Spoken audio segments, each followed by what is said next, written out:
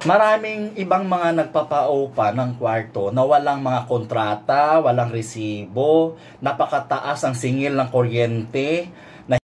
Kaya kung bago ka lamang sa aking YouTube channel, huwag mo kalimutang mag-subscribe at i-hit ang notification bell para updated sa lahat ng upcoming video. Hi, hello guys! Welcome to my vlog. Ayan, at pag-usapan nga natin dito, no, na kung bakit maraming mga nagpapaupa ng room o na mga kumbaga nahihirapan, no, yung mga nagpapaupa ng kwarto, yung tinatawag natin na romponent na hindi makatarungan, as in hindi makatarungan yung mga pinapaupahan nilang bahay, no. Yung iba sira yung kwarto, napakadumi, pero napakamahal ang singil na hindi angkop doon sa sukat, no, umaabot ng 5,000 to 6,000.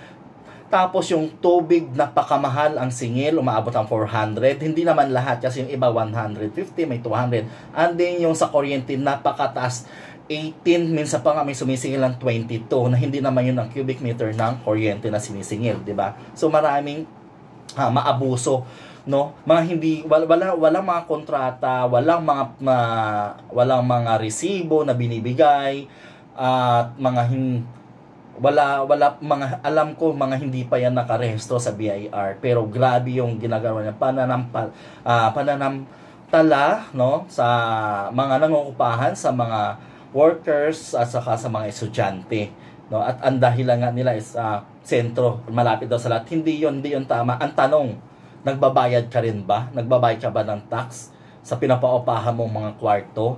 Ang tanong, makatarungan ba yung mga room na pinapaupahan mo na ganun kamahal, umaabot ng 4,000, 5,000, 6,000, tapos madumi, no?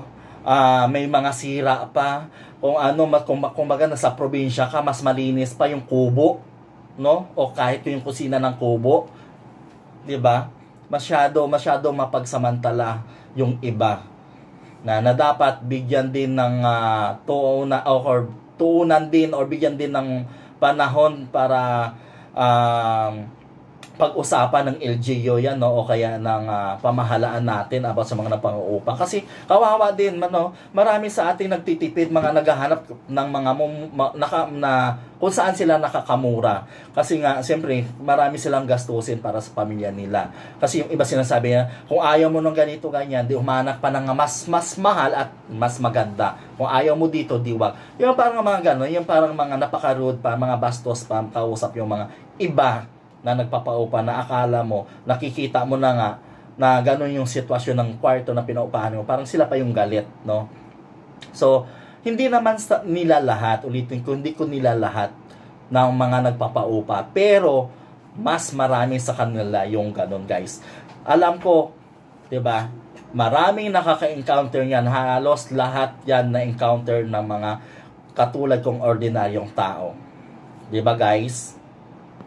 Mega shout out sa inyong lahat. So talikayin nga natin, no, kung ano yung mga pangunahing problema ng mga estudyante, mga workers, no, pagdating sa usapang renta ng bahay o nangungupahan ng mga room or mga spacer. Pero mostly ang nagkakaroon ng problema ay yung mga room for rent. So ayan na nga, guys, no.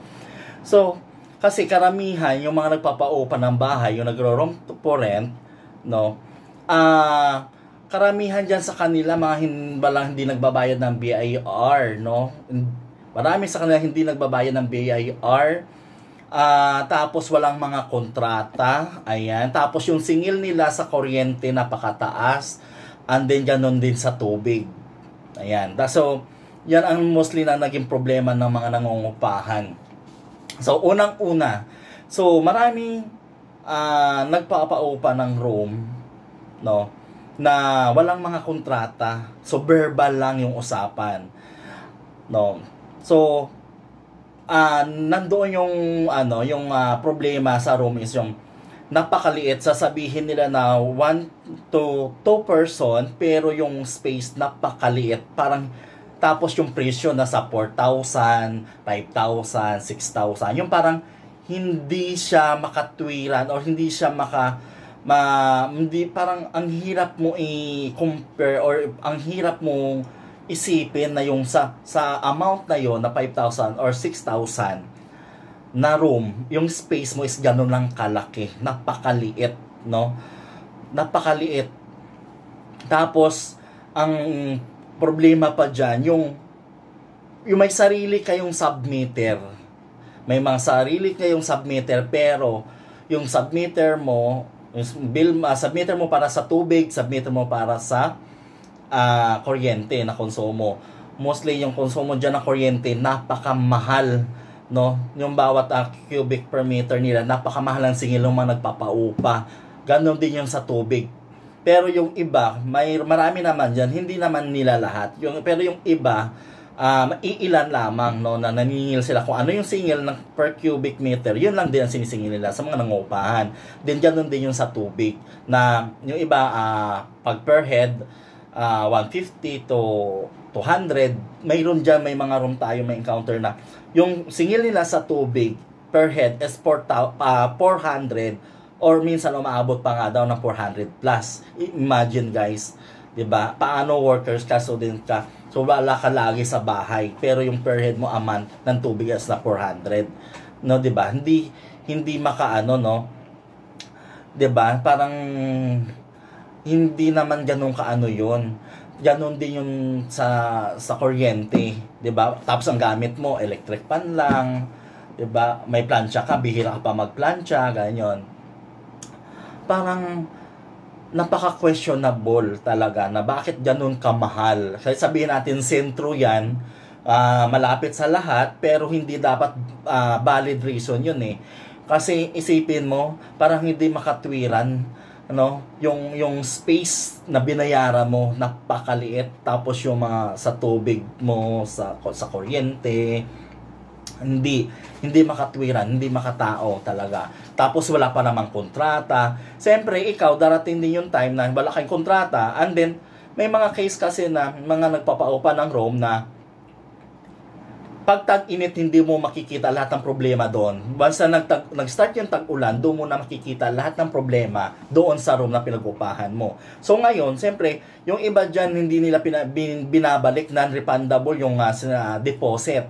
So, paano mo gagamitin yung deposit na yon kung may problema, kung may valid reason ka na problema doon sa kwarto na yon, 'di ba?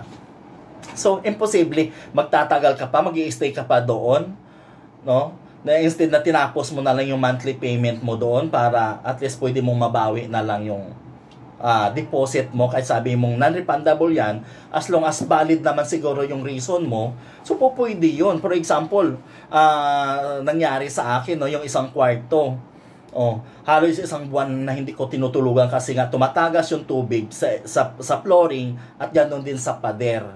So may valid reason na tinapos ko na lang yung bayad ko nung buwan na yon, and then sabi ko babawiin ko na lang yung deposit ko. So hindi ko pwedeng ituloy or gamitin kasi hindi na ako pwedeng tumagal pa doon. So lalo maiipit ako sa sitwasyon, 'di ba? Pwede nilang gawin. Kasi nagamit mo na yan, kaya nag-start ka na ng ganyan. So 'di ba? So valid yung reason. Paano ka magi-stay doon kung yung kwarto mo hindi mo na mamalatagan ng foam, 'di ba? Kasi nga laging baha or umuulan kahit hindi naman ba sa labas, diba? So yun ang laging pinoproblema ng mga nagre-renta o nangungupahan ng kwarto, ng mga nagtatrabaho at mga yung ibang estudyante, yung walang kontrata, sobra-sobra yung singil nila sa metro ng tubig at saka sa kuryente, at yung kwarto, yung sukat ng kwarto hindi akma doon sa napakamahal na binabayaran mo. 'Di ba? Tapos ang lagi nila sinasabi, ay sentro kasi ito malapit sa lahat. Grabe, hindi dapat 'yon. Ang tanong, nagbabayad ba silang ng buwis or may binabayaran ba silang tax? Kasi consider as a business na yan, kumikita sila eh.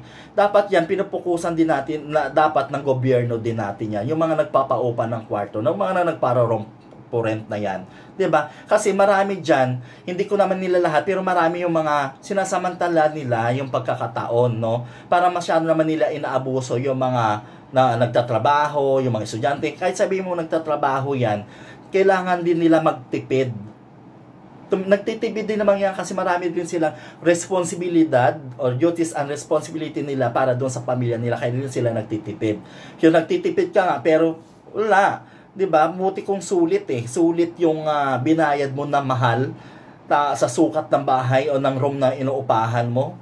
Tapos yung tubig, parang ang nangyayari, may submitted ka nga, parang ang nangyayari, binayaran mo yung gastos din ng mga nagpapaupa sa iyo, 'di ba? Kasi sobrang mahal eh. Magbabayad ka ng pakamahal ng tubig at saka yung kuryente, tapos yung wala kang gamit, 'di ba? Tapos bihira ka lang sa bahay na 'yon. Napaka-imposible. Dapat talaga binibigyan din yan ng pansin ng mga LGU na dapat yung mga nagpa-room for rent, no, wala namang ano sa mga bed space eh.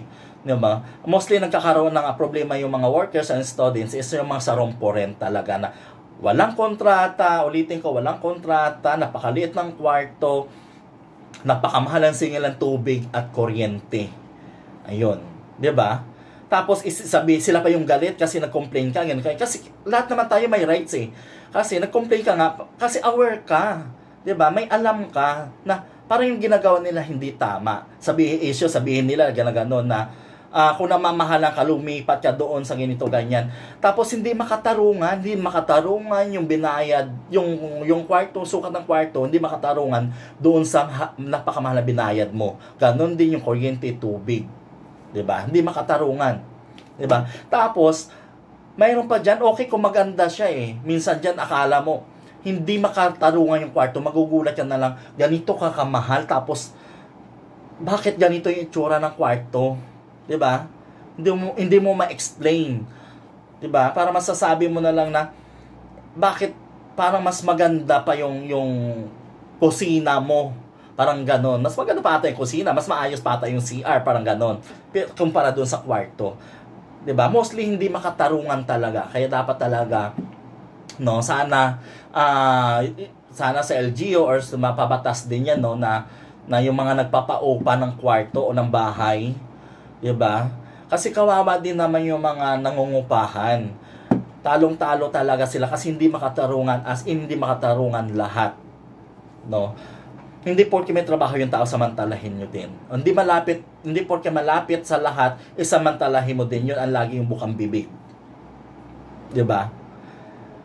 Kasi karamihan dyan hindi nagbabayad ng buwis. Hindi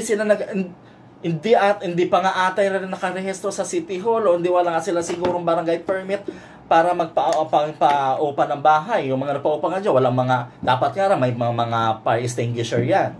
Pero wala. Pero yung mga presyuhan na binibigyan nila, hindi makatarungan, na daig mo nandyan, kumplito lahat. 'Di ba? Yan ang laging problema, guys. Talaga. As in, kahit ako na-encounter ko yan. 'Di ba? Marami tayong nakaka-relate sa sinasabi ko ngayon, lalo na yung mga workers dyan, na nagtitipid. Alam nyo yan. Na sinasamantala din yung mga nagpapaupa. 'Di ba? Alam ko, marami nakaka-relate nito. So, ayan lang muna, guys. Ang ating, na-open ko na sa inyo kung ano yung problema natin. Mostly, 'di ba? Aminin nyo yan. Kaya kung isa ka sa naka-encounter ng ganyan na problema, huwag ka nang patumpik-tumpik, guys. Tapusin nyo yung video at i-share nyo para aware din naman yung para magkalat, para may bigyan din naman nila ng linaw ng LGU or ng batas. Dapat, 'di ba? Kaya maging mahigpit din sila para patas, no? Tapos, dapat magkaroon sila ng poly permit bago sila magpaganyan. May resibo. Isa pa yan, resibo, wala rin silang resibo. Ayan. Wala nang resibo, wala pa silang kontrata. 'Di ba? So luging-lugi talaga tayo lahat, guys. So alam ko marami talaga nakaka-relate. Ayan. So maraming salamat sa inyong panonood, guys. Hanggang dito na lang muna po tayo. Sana ma-share ninyo yung video ko na ito, lalo na yung mga nakaka-relate dyan. Ayan. At siyempre, huwag niyong kalimutan mag-share at i-like ang video na to. At siyempre, mag-subscribe. Thank you for watching and then bye-bye.